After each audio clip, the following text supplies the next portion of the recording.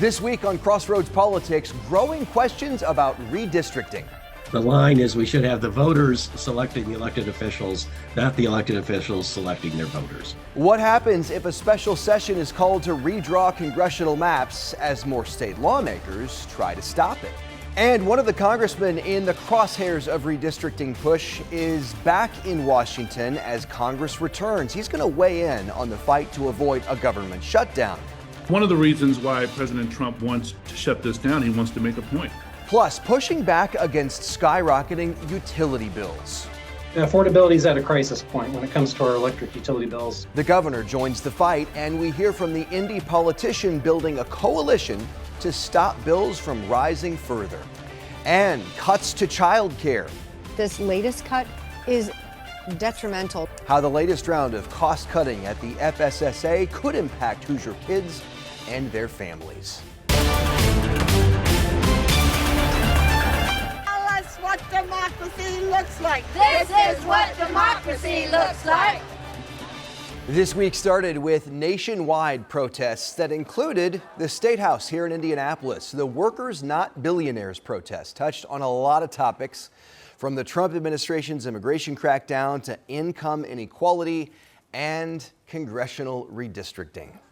I'm Dustin Grove. Thanks so much for joining us here on Crossroads Politics for another week here on WTHR+.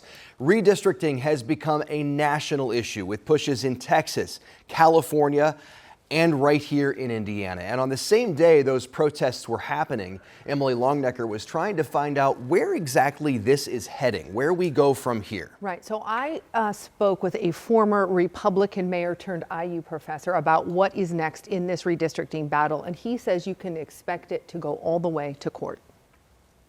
My guess is we're going to see a special session coming. Paul Helmke teaches at IU's O'Neill School of Public and Environmental Affairs. He expects Governor Braun will call a special session.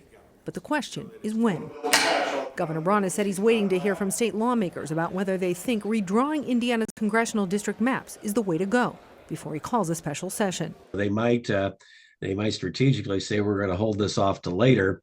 And then, it's going to be a little harder to have it challenged in court. Democratic state lawmakers have said they'll challenge any new maps, arguing that drawing new districts to try and gain 2 more Republican seats in Congress would disenfranchise minority voters who elected Congressman Andre Carson and Frank Mervan, both Democrats. The courts have said that if you are intentionally diluting the minority vote, the black vote in this instance, then you can run afoul of the Constitution. So that would probably be the strongest argument, depending on how the districts are drawn, that challengers could make. But Helmke predicts Republicans will argue that's not their intention. What states that have done redistricting have argued is that, no, we didn't do that for racial reasons, we did that for political reasons. And the court basically has said, well, if you tell us that you did it for political reasons, that you wanted to dilute the Democratic vote, that's okay. Helmke says he's seen some of the proposed maps and says nowadays the work is done by consultants with computers. It's become a lot more sophisticated. You can almost draw the lines so you're picking up this house on the block, but not the next house. Helmke, a Republican, calls what's being considered rare and says it concerns him. This is no way to elect officials. I mean, the line is we should have the voters selecting the elected officials, not the elected officials selecting their voters. All right, so Paul Helmke is putting his money on a special session. Yeah. Now, one of the things the lawmakers are going to have to do if a special session is called is drawing up these new maps. That obviously has not happened yet. Right, not officially. We've seen some maps of what districts could look like that have been circulating out there, but none of those maps are official. I spoke with the person that drew one of the maps, getting a lot of play this week. He told me that it was not an official map and that he had not shared it with lawmakers directly, but he had been sharing it on social media for the past month. Now, probably going to have to wait until an actual session before knowing what any of these maps and proposals could look like. Another example of you got to be really careful what you see on social media. Absolutely. Yeah. A special session is not a done deal. State lawmakers, Democrats, and even some Republicans are pushing back against this whole thing. They certainly are, and not just Republicans in districts where things are close. I spoke with Republican State Representative Ed Clear, who represents District 72 out of New Albany. He beat Democrat Jason Applegate by 15% in 2024, so he's not exactly exactly in danger politically, but he still says there's no reason to redistrict. There's no emergency here. We don't need a special session. It's simply not an emergency. And there's nothing that can't wait until the next regular session. And Clear isn't just opposed to a special session. He does not want to redraw these congressional district maps until after the 2030 census. In fact, he says drawing it before the census would mean drawing inaccurate maps. You know, we've heard from a number of Republican lawmakers as soon as the idea was floated that this may happen. They said, nope, we're not doing this. We're not in favor. But then they've since changed their mind, or at least said, well, I'm open to changing. Yeah, some have kind of pulled back from that hard no. And Clear mentioned that, but said there was basically no way he was flipping. Okay. And I'm not going to back away from my position or from making my position known. And my constituents deserve that. They deserve to know where I stand. And I think there are a number of other Republican legislators who have come out against redistricting. I've lost count of how many at this point. I know one or two have reversed their position or suggested that they may reverse their position, but there are a number who have come out against it. Again, not really giving up any ground on this issue of redistricting. Ed Clear there. but this push is coming from Washington. I mean, all the way from the White House. Right. Lawmakers traveled to the White House. They've talked with Vice President Vance about this. Is that influencing his decision at all? It doesn't sound like it at all. Representative Clear did not go on that trip, and he didn't mince words about why he thinks the president is calling for this. All right. This is being driven by the president and his desire to stack the deck to maintain a majority, a Republican majority in the U.S. House. And many people, most of the people who've contacted me, see it for what it is. It's cheating. And Hoosiers don't like cheating. Americans don't like cheating, and people see it for what it is. It's cheating, and they don't like it. And as we mentioned in last week's Crossroads Politics, polls are showing that a lot of Hoosiers do not want redistricting.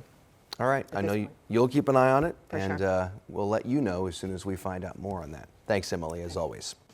When you look at Indiana after any election, you see a lot of Republican red and some Democrat blue here and there. But a lot of Hoosiers also say they don't want to be forced to choose right or left. And this week, a new organization launched to give those voters more choices. It's called Independent Indiana, and you may see one of their billboards up in cities across the state. Joining me now to talk about it is Nathan Gotch, Executive Director of Independent Indiana. Thanks so much for being here, Nathan. Great to be with you. So when was the moment you said, we need to form this group and get this thing going? You know, you talked in the open about Republicans and Democrats and then people who might consider themselves independents. The reality is a lot of people who vote for Republicans or Democrats, they're not happy either right now. And as you have more and more conversations with people across the state, you start to hear that. Even when you talk to elected officials, and I know some of them, a lot of them feel like they don't have the freedom to vote when they're in, say, the state legislature the way that they would like to, the way they think is best for their constituents, because they're feeling the pressure from these political parties. And I think it all comes down to the fact that in Indiana, in almost all parts of the state, we don't really have competitive general elections. You know, the primary is what determines who ends up representing us. And so I did a deep dive in 2023 and 2024 election results all across the state of Indiana to see if I could find, you know, some data that would suggest there's a path to get us back to competitive elections. And what I found was really surprising. Independents were starting to run and win all across the state, but I wasn't sure what a number, what number would be significant. So I spoke to a former Republican state chair and I asked him, I said, what would surprise you? What would be a number to suggest something big is going on? He said, well, if 50 independents got on the ballot, and these are for partisan races, we're not talking about school board. We're talking about, you can be a Republican, Democrat, you can run as an independent. He said if 50 independents ran, well, the actual number was 244. Now, his follow-up question was, okay, but how many of them won? So I asked him, I said, what's your guess? He said, oh, maybe 5%. Well, the number, Dustin, is 52%. 52% of independents won their elections the last 2 years. And just to give you some context for that, we did an analysis of every single election, all the Republicans, all the Democrats. During that same period, the success rate for Republicans was 61%. For Democrats, it was 35%. Well, and I thought what was also interesting, Nathan, was that nearly a third of independents who lost in that time still got 30 to 49% of the vote. Yeah, so that indicates to us that these are not spoiler candidates. These are the people that if they had access to information and to resources to help them do better, they would be doing better. And so we formed Independent Indiana to really help spread the word, number one, that independents are already out there and they're doing better than we think, and to provide those resources, to provide that information for people who might be thinking about running as an independent in the future. So what tangibly does that look like? We're seeing the billboards out there, but specifically, how do you plan on supporting these people? We want to provide toolkits for people that are thinking of running for office. We want to also match them up with mentors. There's a lot of people who have run for office in the past and been successful who are not happy with the way maybe that their party has been moving, but they have a wealth of knowledge. We want to try to connect some of these mentors. The way people can find out what we're doing, and if they want to be a part of this or learn about our toolkit, they can go to independentindiana.org, sign up for updates. We're going to be laying out a lot of different things over the next few weeks. We know that it's not just a matter of putting up a couple of billboards around the state saying, hey, more independents are running and winning. It's going to be a multi-pronged effort. And as a part of that, we're also studying how we might be able to help these types of candidates do better in the bigger races. Because right now, the structural barriers, specifically straight ticket voting, Indiana is one of only 6 states that still has straight ticket voting, and also the signature requirements that really get more and more burdensome as the races get bigger. Those are really big roadblocks for independents here in the state of Indiana. You mentioned the roadblocks. What do you say to those who look at the power of the Republican Party, the power of the Democratic Party, the deep pockets, and just say this is too big of a hill to climb and conquer, too big to compete on the big scale? It's something that I've heard from a lot of people, but what many of them don't realize is a lot of those people who have been writing big checks, a lot of those insiders, they're not happy with their party right now either. And I've had meetings and conversations with a lot of them. They want to see competition. They understand that when we are a one-party rule state, which is what Mitch Daniels wrote in the Washington Post a year ago, and he wasn't excited about that. When that happens, the whole community and really the whole state starts to suffer. Nathan Gotch, thank you so much. Appreciate your time. Thank you. And still ahead here on Crossroads Politics, Indiana set to slash the budget for its child care voucher program. We'll tell you what's driving the cuts and how they'll impact kids and Hoosier families. Plus, Affordability is at a crisis point when it comes to our electric utility bills. Governor Mike Braun takes aim at climbing electric rates, and we find out what exactly is driving them. But first, Congress back in session as a government shutdown looms. We're going to hear from the congressman from Indianapolis as lawmakers work to avoid it next on Crossroads Politics. Welcome back. The heat is on in Congress and on lawmakers as they return to D.C. They have 4 weeks to pass bills to fund the federal government and avoid a shutdown. Democrats are signaling they want new checks on President Trump's power and a rollback of his signature domestic policy law. But White House officials say they're in no mood to yield to those demands, and they expect Democrats to help keep the government running. I asked Democratic Congressman Andre Carson of Indiana's 7th District about it this week. What do you think are the sticking points for you here? Well, one of the reasons why President Trump wants to shut this down, he wants to make a point. I think that the American people don't have an appetite for a shutdown. I think it's clear that this big, disastrous bill protects billionaires more than it does everyday people. And that's one of my bigger concerns. I think Democrats have to fight back. Listen, Republicans passed the biggest Medicaid cut in history, and the American people are paying the price while the wealthy 1% are benefiting. We asked all of our congressional lawmakers what they think about the president's use of troops to cut down on crime. We saw it in D.C. This week, he said he plans to do it in Chicago, a city he described as a, quote, hellhole. Illinois Governor J.B. Pritzker said he doesn't want troops. Chicago Mayor Brandon Johnson has said the same. Congressman Carson told me he believes sending the National Guard into cities across the country is an overreach, a step too far.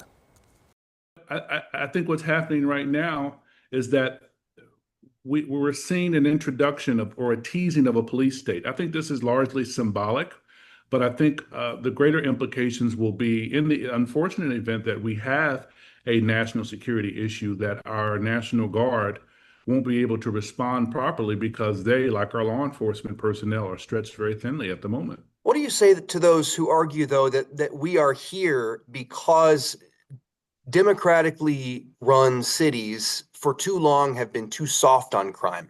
Well, listen, I'm someone who believes firmly in cracking down and getting rid of bad actors. What I don't want to do is use our National Guard to further a political agenda. We invited other congressmen and women who represent Central Indiana to come on and talk with us. They either declined or did not respond. Illinois officials say they expect that National Guard deployment to begin as early as this weekend. The vice president, though, said there were no immediate plans to send troops to Chicago. A surge of ICE agents is expected at the Broadview Detention Center, which is near Chicago. Governor Pritzker also said Illinois would, quote, absolutely go into court to stop any deployment of federal troops to that city. We'll keep an eye on it. At least 11 people are believed to be dead after the U.S. Navy blew up a boat allegedly carrying drugs from Venezuela. The operation was carried out with cooperation from Colombia and the Dominican Republic. The move has increased tensions with Venezuela, where the Tren de Agua gang is based. 7 Navy warships and a nuclear submarine are in the Caribbean Sea off the coast of Venezuela. On Thursday, Secretary of State Marco Rubio announced 2 Ecuadorian gangs, Los Choneros and Los Lobos, have been designated terrorist organizations, freeing the military up to act against them. If I'm confirmed to this role, I will act independently, as the Federal Reserve always does.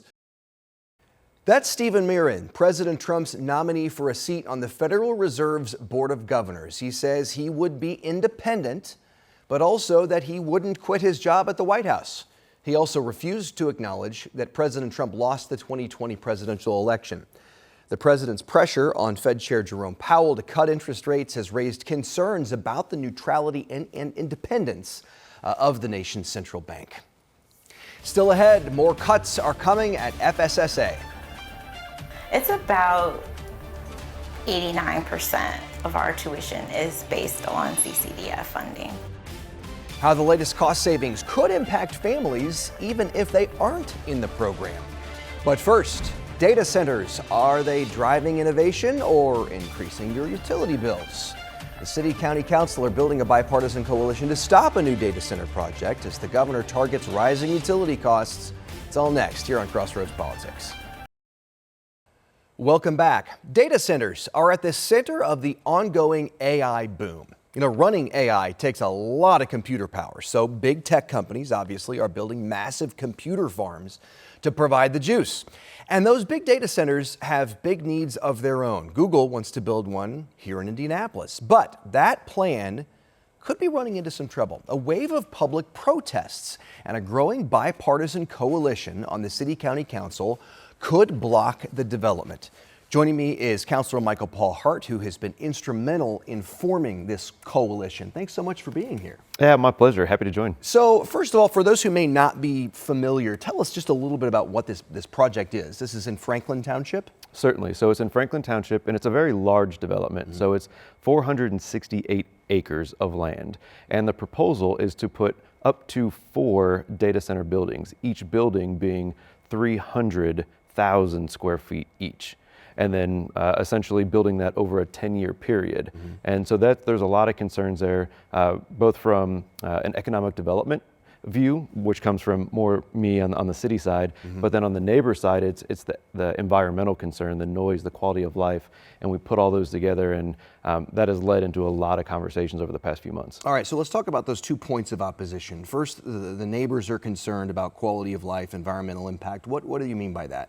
Absolutely. So these buildings are large, and the best way to kind of put a frame of mind is think of the IKEA building, and then think of that being 25 feet back from your house, right across the street and then 25 feet away. They're going to be easy to see, and it's going to really disrupt just the quality of the value of land. Will you want to live next to that?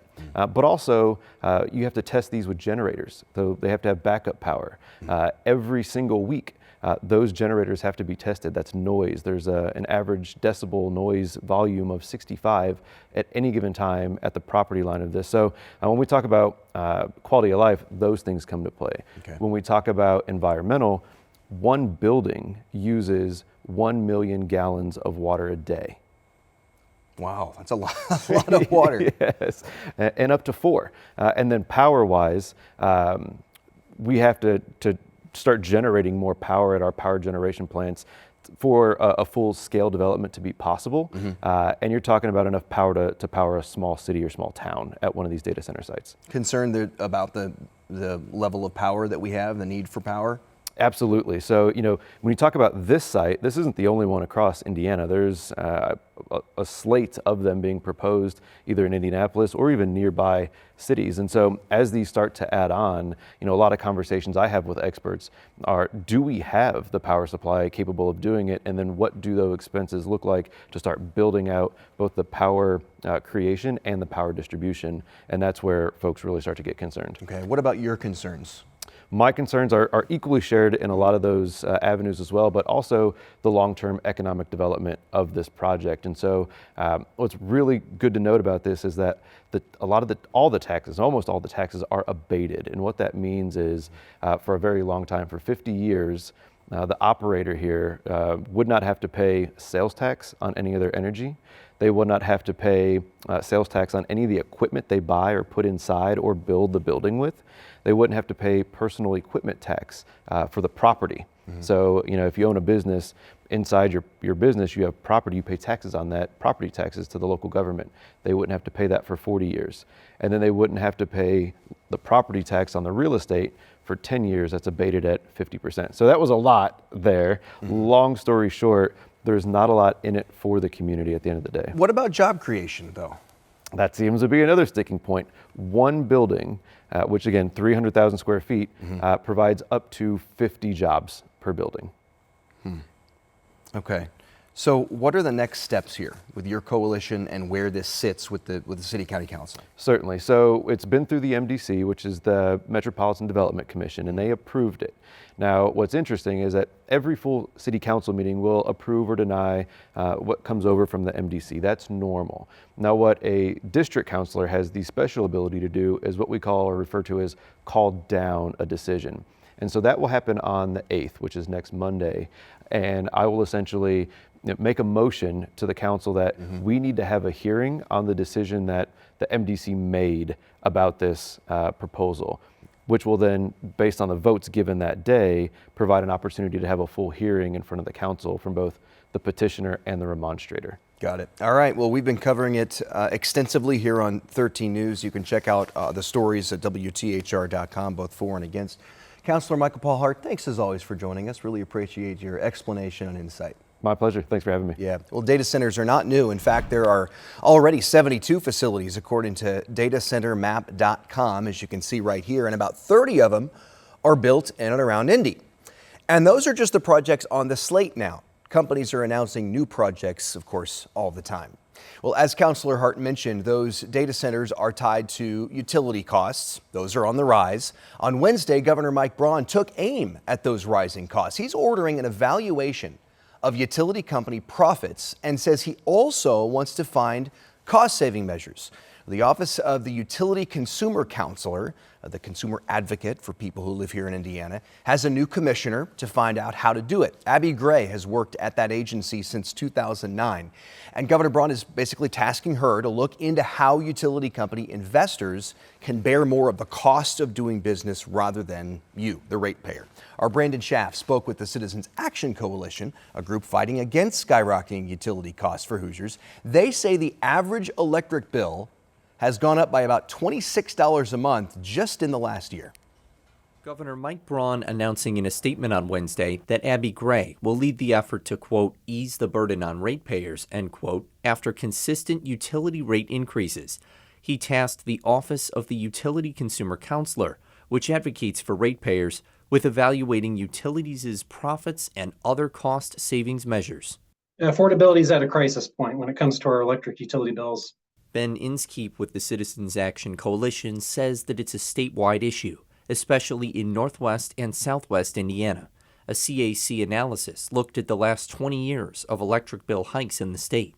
And what we found is over the past year, electric utility bills for our 5 big investor-owned electric utilities have gone up more than at any other point in the last 20 years. This comes as AES Indiana filed a regulatory rate review with the IURC in June to increase monthly rates by $21 in 2 phases for residential customers using 1,000 kilowatt hours per month. In a statement, they say in part, quote, the regulatory rate review process with the IURC ensures transparency around the investments we're making to build a more resilient energy future and demonstrates our commitment to delivering long-term value to our more than 530,000 customers.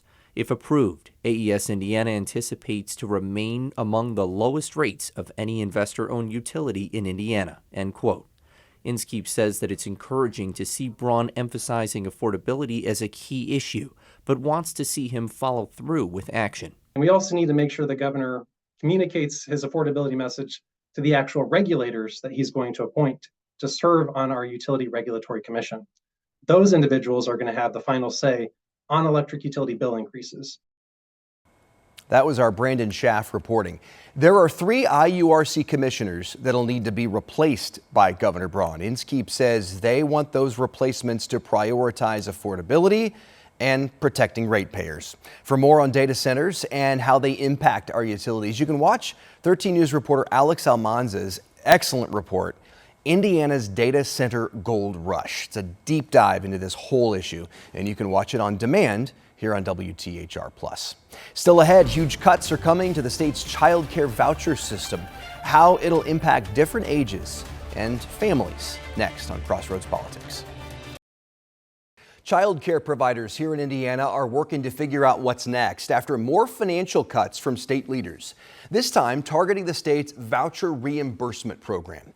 Ashton Hackman looked into this. He explains what's behind the cuts and how a local provider is reacting.